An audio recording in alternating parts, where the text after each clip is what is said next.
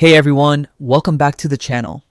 In today's quick Windows 11 guide, I'll show you exactly how to change the lock screen name on your PC. Yes, that name you see when logging in or waking up your computer.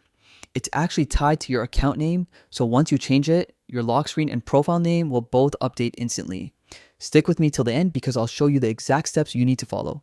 No confusion, no unnecessary settings.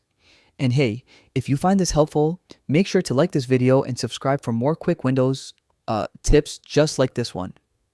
All right, let's get started. First, press the Windows key on your keyboard to open the Start menu. Then type Control Panel in the search bar and click to open it. Inside Control Panel, go to User Accounts and then click on User Accounts again. Here, you'll see your current account details. This is the name that appears on your lock screen. Now, look for the option that says Change your account name and click on it. A text box will appear where you can type your new name. For example, let's say Guide Realm. Once you've entered your preferred name, click on Change Name. That's it. You've successfully changed your account name. To see the update, simply log out of your account or restart your PC.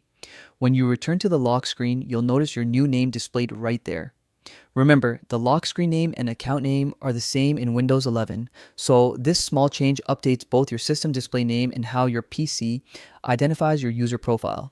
And there you have it. A quick and easy way to change your lock screen name in Windows 11 without any third-party tools or complicated steps. If this tutorial helped you out, make sure to hit the like button, subscribe, and turn on the bell icon so you don't miss any of my upcoming Windows tips and tricks. Thanks for watching, and I'll see you in the next one.